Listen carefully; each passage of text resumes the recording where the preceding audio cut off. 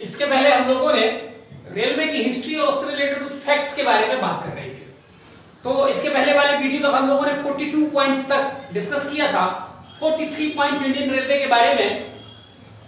Total length of Indian railway in 1947, जब हमारा देश आजाद हुआ उस समय भारतीय रेल की जो कुल लंबाई थी वो 55,000 किलोमीटर थी। यानी अंग्रेजों ने ही 55,000 किलोमीटर की लंबाई का रेल बना दिया था। वर्तमान में ये 68,000 किलोमीटर है। इसका मतलब कि पिछले 73 सालों में हमने रेलवे में केवल 13,000 किलोमीटर की जो है वृद्धि की है। ठीक है, चलिए 44 point, total electrified railway line. हमारे यहाँ जो रेल चलती है उन रेल के चलने के जो एनर्जी है उसके 3 सोर्सेस है, एक स्टीम, दूसरा डीजल और तीसरा इलेक्ट्रिसिटी। तो हमारे यहाँ जो रेल चलती है कितने परसेंटेज जो है रेल लाइन इलेक्ट्रिफाइड हो चुकी है, तो अभी 51% हमारे यहाँ रेलवे लाइन हो चुका है, इलेक्ट्रिफाइड हो चुका है। और target of complete electrification, Indian railway का कंप्लीट इलेक्ट्रिफिकेशन यानी डीजल वाले इंजन्स को खत्म करना है और केवल जितने भी इंजन्स होंगे पूरा भारतीय रेल इलेक्ट्रिक उससे चलेगा। इसका टारगेट भारत सरकार ने रखा है फाइनेंशियल ईयर 2022-23। 45वां पॉइंट है इंडियन रेलवे की पैसेंजर कैरिंग कैपेसिटी प्रति साल भारतीय रेलवे कितने पैसेंजर को लाती ले जाती है? 8.5 बिलियन यानी 850 करोड़ लोगों को साल भर में लाती ले जाती है, जो कि पूरी दुनिया में जितने लोग आते जाते हैं, ट्रैवल करते हैं, उसका 8% इंडियन रेलवे पूरे साल में पैसेंजर कैरिंग का काम करती है। 8% वर्ल्ड का पैसेंजर कैरिंग करती है, लेकिन एनर्जी की जो खपत है इंडियन रेलवे की 8% पैसेंजर को ढोने में केवल 2% एनर्जी का खपत करती है। दुनिया में जितनी एनर्जी खपत होती है उसका 2% इंडियन रेलवे करती है। यानी इंडियन रेलवे बहुत ज्यादा एफिशिएंट है। इसके अलावा पैसेंजर कैरिंग कैपेसिटी के मामले में इंडियन रेलवे दुनिया का लार्जेस्ट रेलवे है। ठीक है, चलिए अगर हम इसको प्रतिदिन के हिसाब से निकालें तो भारतीय रेलवे प्रतिदिन 2.5 करोड़ लोगों को लाती ले जाती है। ये जो 2.5 करोड़ है ये टोटल पॉपुलेशन ऑफ ऑस्ट्रेलिया के बराबर है। यानी भारतीय रेल प्रतिदिन ऑस्ट्रेलिया की जितनी जनसंख्या है उतनी जनसंख्या को लाती और ले जाती है। Total number of passenger trains, अब यहां पर पैसेंजर माने वो रुक रुक के चलने वाली नहीं, पैसेंजर का मतलब है ऑल क्लासेस, मतलब जिनमें यात्री सफर करते हैं। तो यात्री ट्रेन्स भारत में जो डेली चलने वाले हैं, प्रतिदिन चलने वाले हैं, कुछ वीक में भी चलते हैं, उनको छोड़ दिया गया है। तो total number of passenger trains daily और ऑल क्लासेस को मिलाकर के भारत में 13,530 ट्रेन्स हैं। और ये 13,530 ट्रेन्स प्रतिदिन 2.5 करोड़ लोगों को लाते ले जाते हैं। टोटल फ्रेट कैरिंग कैपेसिटी या carried by Indian railway per year, प्रति साल भारतीय रेलवे कितना माल ढोती है? 1.3 बिलियन टन यानी लगभग 130 करोड़ टन माल भारतीय रेलवे प्रति साल ढोती है, जो कि दुनिया में जितना माल रेल द्वारा ढोया जाता है उसका 7% है। और इस टर्म्स में इंडियन रेलवे दुनिया का 4th लार्जेस्ट रेलवे है in terms of freight carrying capacity. माल ढोने की क्षमता के संदर्भ में भारतीय रेलवे दुनिया का 7% माल ढोती है और दुनिया में 4थे नंबर की कैटेगरी में आती है। 48 नंबर का हमारा जो फैक्ट है, total number of freight trains, Bharat में जो माल को ढोने वाले ट्रेन्स की संख्या है उसकी संख्या 9200। ठीक है, 9190 के आसपास, तो उसको थोड़ा राउंड फिगर में हमने ले लिया है 9200। ठीक है, 49 number, train with maximum speed, Bharat में सबसे ज्यादा स्पीड वाला कोई ट्रेन यदि अभी है तो वो T18 है, जिसकी स्पीड 180 किलोमीटर बताई जाती है, लेकिन ट्रैक पर वो 160 किलोमीटर के आसपास चलती है। Indian railway is the world's 8th largest employer. पूरी दुनिया में यदि हम प्राइवेट कंपनी और सरकारी कंपनी दोनों को मिलाकर की बात करें तो भारतीय रेलवे पूरी दुनिया में 8वीं सबसे बड़ी कंपनी है जो सबसे ज्यादा रोजगार लोगों को जो है प्रोवाइड करती है। और यदि केवल भारत के संदर्भ में करें तो इंडियन रेलवे भारत में रोजगार देने वाली सबसे सबसे बड़ी सरकारी कंपनी है। ठीक है, तो इसमें हम लोग देखते हैं इस लिस्ट में दुनिया के टॉप 10 एम्प्लॉयर, सबसे ज्यादा रोजगार देने वाली जो कंपनी है भारत में, सॉरी दुनिया में, वो है यूएस डिपार्टमेंट ऑफ डिफेंस, जिसमें 3.2 मिलियन लोगों को रोजगार दिया गया है। दूसरे नंबर में है PLA, पीपल लिबरेशन आर्मी, चीन की सेना, जिसमें 2.3 मिलियन रोजगार लोगों को मिलता है। तीसरे नंबर पे है वॉलमार्ट। वॉलमार्ट एक प्राइवेट कंपनी है, ठीक है, जो आपका मल्टी ब्रांड रिटेलिंग का काम करती है, माने बिग बाजार टाइप का शॉपिंग मॉल उनके होते हैं। अमेरिका की कंपनी है वॉलमार्ट, 2.1 मिलियन लोग यहाँ पर रोजगार में हैं। मैकडॉनल्ड तो आप लोग जानते ही होंगे, 1.9 मिलियन लोग इसमें इन्वॉल्व हैं। पांचवें नंबर पे national health service UK, Britain की है, 1.7 मिलियन लोग इसमें एम्प्लॉयड हैं। इसके बाद में China national petroleum corporation 1.6 million. सातवें नंबर पे state grid corporation of China 1.5 million. फिर है इंडियन रेलवे 8वें नंबर पे, 1.4 मिलियन लोगों को यहाँ रोजगार दिया जाता है। 9वें नंबर पे इंडियन आर्म्ड फोर्सेस, भारत की 3 सेना को मिलाकर के, नेवी, एयरफोर्स और आर्मी को मिलाकर के, ठीक है, 1.3 मिलियन। 10वें नंबर पे है होनहाई प्रिसीजन इंडस्ट्री, ताइवान में है, 1.2 मिलियन लोगों को यहाँ पर रोजगार देती है। इस प्रकार से ये टॉप 10 दुनिया के एम्प्लॉयर हैं। लेकिन इस लिस्ट में सरकारी और प्राइवेट दोनों शामिल हैं। अब अगर आपसे केवल सरकारी पूछे कि इंडियन रेलवे दुनिया में रोजगार देने के क्रम में कौन से नंबर की सरकारी संस्था है, तो सरकारी में पहला आपका हो जाएगा यूएसए, दूसरा हो जाएगा आपका PLA, वॉलमार्ट प्राइवेट है, हम हटा देंगे, मैकडॉनल्ड प्राइवेट है, हम हटा देंगे, तीसरे नंबर पे आ जाएगा ये, फिर चौथे नंबर पे ये, पांचवें नंबर पे ये, और इंडियन रेलवे आ जाएगा 6वें नंबर पर। मेरी बात समझ आ गई आपको? तो यदि ओवरऑल पूछा जाए तो 8वें नंबर पर, और केवल सरकारी में पूछा जाए तो इंडियन रेलवे 6वें नंबर की सबसे ज्यादा रोजगार देने वाली सरकारी कंपनी है दुनिया में। बात समझ में आ गई? चलिए 51 है हमारा, government of India target to achieve net zero emission from Indian railway, यानी भारतीय रेल से 0% प्रदूषण का लक्ष्य प्राप्त करने का हमारा जो समय है सरकार ने तय किया है 2030। और जैसे जैसे हम लोग डीजल इंजन को इलेक्ट्रिक इंजन में बदलते जाएंगे, हमारा जो प्रदूषण है वो ऑलरेडी कम होता जाएगा।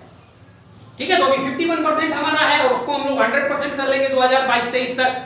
फिर भी थोड़ा थोड़ा प्रदूषण जो है निकलता रहेगा, तो उस प्रदूषण को भी समाप्त करना, जीरो एमिशन यानी ग्रीन हाउस गैसेस का उत्सर्जन भारतीय रेलवे से 0% पे लाना है 2030 तक। 52 नंबर का कॉन्सेप्ट, एवरेज वेज पर एम्प्लॉय ऑफ इंडियन रेलवे, यानी भारतीय रेल का यदि हम एवरेज निकालें कि उसमें जितने भी एम्प्लॉय हैं उनको प्रति साल कितना वेतन मिलता है, तो वो आता है 11 लाख पर ईयर। ये एवरेज है, ठीक है, जिसमें खलासी, चपरासी, दुनियादारी सब आ गए हैं, इंजीनियर वगैरह सब शामिल है। ठीक है, तो इंडियन रेलवे पूरे साल कितना वेज डिस्ट्रीब्यूट करता है, अगर आपको ये निकालना है तो 11 लाख को आप 1.4 मिलियन में मल्टीप्लिकेशन कर देंगे तो एक एवरेज आ जाएगा कि प्रति साल भारतीय रेलवे कुल कितना वेज डिस्ट्रीब्यूट करती है। चलिए 53 number, total number of wagon, Bharat में जो वैगन्स की संख्या है वो 3 लाख के आसपास है। जो गेजेस है इंडियन रेलवे, यानी 2 पटरियों के बीच की दूरी, उसको गेज से मापते हैं। तो भारत में अभी 3 प्रकार के गेज चलते हैं। ब्रॉड गेज, यदि ब्रॉड गेज है तो उनके 2 पटरियों के बीच की दूरी होती है 1676 मिलीमीटर, यानी लगभग जो है 1.5 मीटर से ज्यादा। ठीक है, ब्रॉड गेज भारत में जितनी रेलवे लाइन की अभी वर्तमान में लंबाई है कितनी है, 68,000 किलोमीटर। ये जो 68,000 किलोमीटर हमारे यहाँ रेल है, ये रेलवे ट्रैक है। अच्छा, यहां 2 बात समझ लीजिए, रेलवे लाइन की लेंथ और रेलवे ट्रैक की लेंथ, ये दोनों अलग अलग बातें होती हैं। अभी हम लोगों ने इसके पहले चर्चा किया था कि दुनिया में रेलवे नेटवर्क के मामले में भारत 4थे नंबर पे है, और उसमें हमने भारत में ट्रैक की जो लेंथ लिखी थी या रेलवे नेटवर्क की जो लेंथ लिखी थी वो हमने लिखी थी 1,23,500 किलोमीटर। अब यहां हम बता रहे हैं कि 68,000 किलोमीटर, तो इसमें कंफ्यूज मत होइए। लाइन की लेंथ, यदि मैं कहूं कि टोटल लेंथ रेल की कितनी है, इसका मतलब हम जो केवल सिंगल सिंगल पटरियां गई हैं उनमें काउंटिंग कर रहे हैं। लेकिन हम देखते हैं खासकर स्टेशनों के बाजू में और काफी लंबी दूरी तक एक पटरी, दो पटरी, तीन पटरी, चार पटरी, ऐसी कई पटरियां लगी रहती है। बात समझ आई? अगर उन सारी पटरियों की लंबाई हम आपस में जोड़ दें तो उसकी जो लंबाई निकलती है उसको बोलते हैं ट्रैक लेंथ। उसको लाइन लेंथ नहीं बोलते या रेलवे लेंथ नहीं बोलते, ठीक है? तो यदि हम सारे रेल जितनी पटरियां भारत में बिछी हुई है उनकी टोटल लंबाई, उसको बोला जाता है रेलवे नेटवर्क या ट्रैक लेंथ।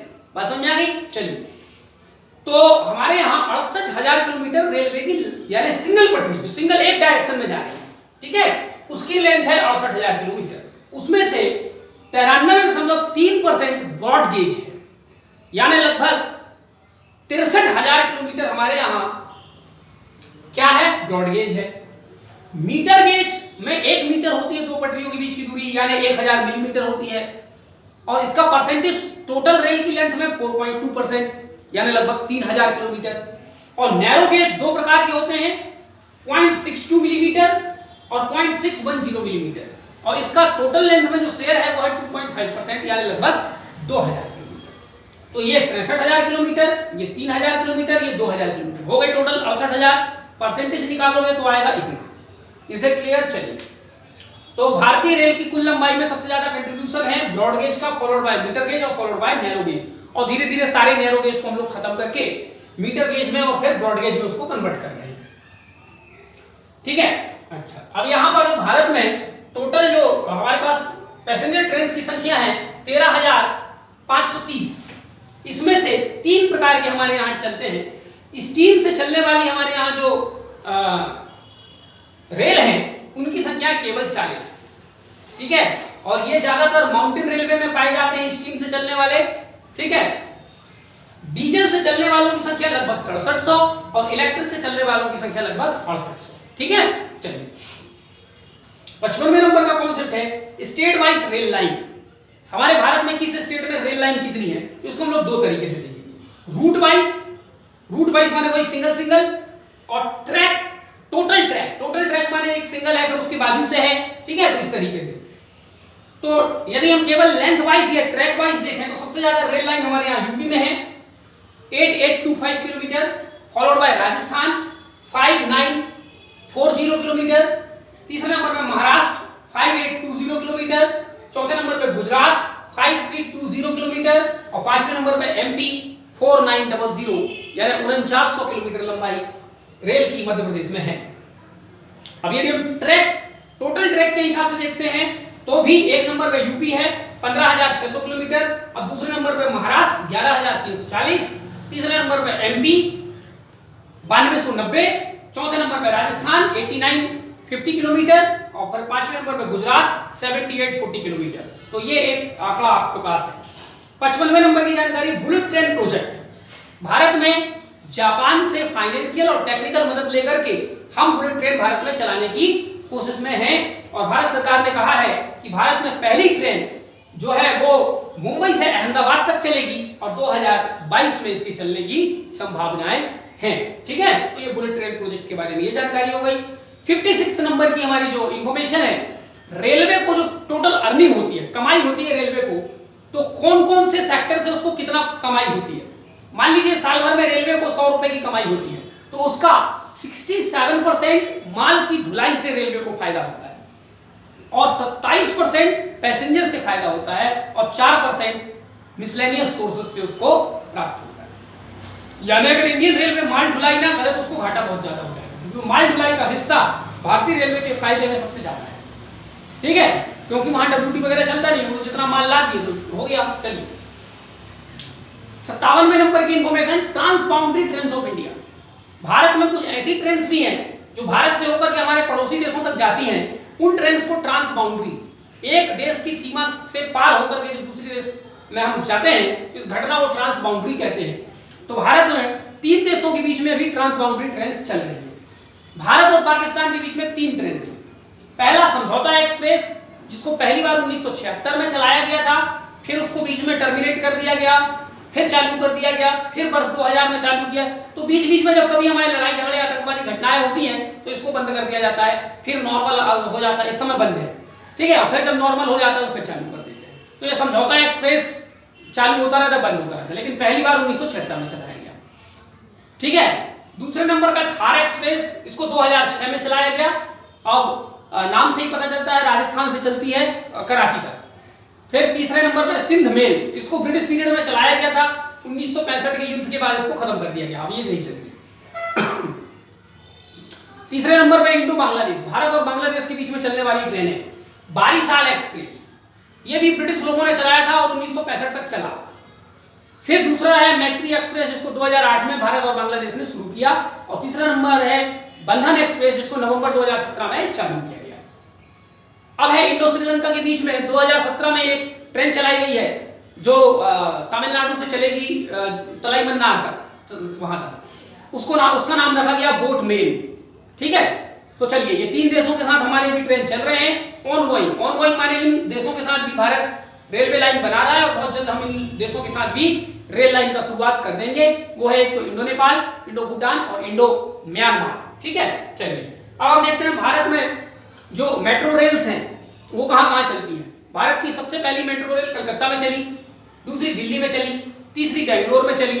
बेंगलोर का मेट्रो रेल जो है वो कंप्लीटली भारत का एकमात्र कंप्लीटली वाईफाई मेट्रो रेल है। चौथे नंबर का जो मेट्रो रेल है मुंबई में, और मुंबई में जो मेट्रो रेल बनाया जा रहा है, आपको ध्यान रखना है, ये पब्लिक प्राइवेट मोड पर बनाया जा रहा है, ठीक है, पब्लिक प्राइवेट पार्टनरशिप, माने उसमें सरकार भी है, प्राइवेट कंपनी भी है। पांचवें नंबर पे जयपुर, छठवें नंबर पे चेन्नई और सातवें नंबर पे गुरुग्राम। और गुरुग्राम का जो रेल बनाया जा रहा है वो पूर्णतः भारत का पहला प्राइवेट मेट्रो रेल होगा, यानी उसको प्राइवेट कंपनी ऑपरेट करेंगी। इसके अलावा अहमदाबाद में भी, इसके बाद जो है आपका हैदराबाद में भी, ठीक है, फिर भोपाल में भी और कई जगह पर चलाए जा रहे हैं। ये 7 इंपॉर्टेंट जगह हैं जहां पर मेट्रो रेल अभी चल रही है, ठीक है। इसी के साथ हमारी इतनी जानकारी कंप्लीट होती है। नेक्स्ट वीडियो में हम लोग देखेंगे इंडियन रेलवे का इंपॉर्टेंस क्या है और फिर उसका अदर मोड ऑफ ट्रांसपोर्टेशन की तुलना में रेलवे के क्या फायदे हैं, क्या हानि है, ये तमाम चीज हम लोग देखेंगे। तब तक आप इन सारे फैक्ट्स को एंजॉय करें। Thank you.